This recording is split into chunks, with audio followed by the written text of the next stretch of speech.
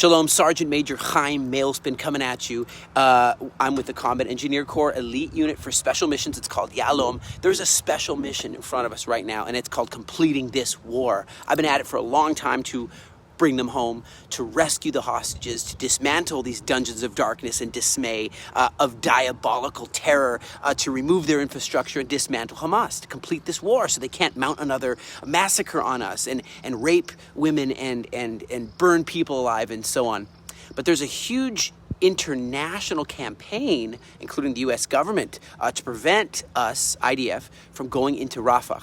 Even though we know that Rafah is where the last stand, their last battalions, and they could rearm, they could retake control of the entire Gaza if we don't complete this, right? Now, I see a parallel in the book of 1 Samuel chapter 15. God commands Saul to utterly destroy the Amalekites, utterly. Right? And Saul and his men are tempted to spare Agag. They're like, well, let's not complete this. And I'm not saying I know exactly what God wants Israel to do right now. I'm not trying to say that, but I'm just saying, look at this parallel. He had a mission to complete from God. And Agag was a wicked, wicked, wicked king hurting Israel. And his job was to destroy the Amalekites. And in today's political situation, even after all these atrocities that I just mentioned, even after all this, some people are thinking that they want to be a political player, that they want to run a peaceable government that would be in peace with Israel or something. No way. They're looking to to rearm and to do another raping women, killing babies, burning people alive. And they call that the liberation of Palestine, but they want to destroy Israel. It's very clear in their charter. It's very clear. We know this now.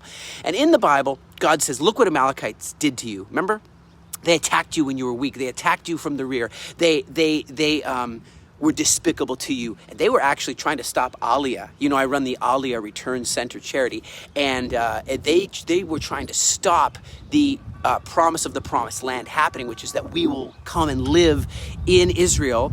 And so God says, wipe them out. That's the order. So Paul was supposed to do that, but he didn't do it. Something stopped him. I don't know what stopped him. Something stopped him. Maybe it was pressure. Maybe it was political pressure. I don't know.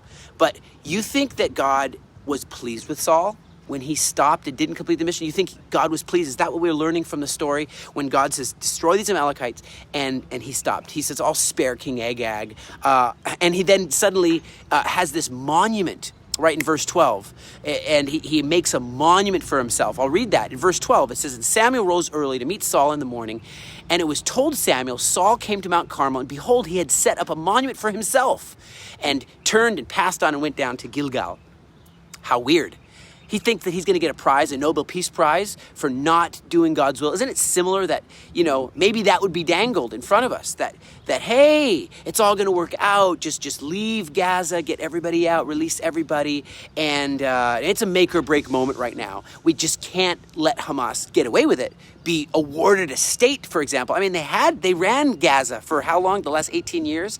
And if they just, get rewarded or get away with it, that is not a victory. It's really the opposite of that, actually. Samuel did what Saul would do because he knew that Agag had to go. So he goes and finishes the job. He kills King Agag, remember? And we know that Hamas has to go in order for the Palestinians to be able to rebuild, in order for them to have a life. This evil vision, this evil ideology, this evil organization must go.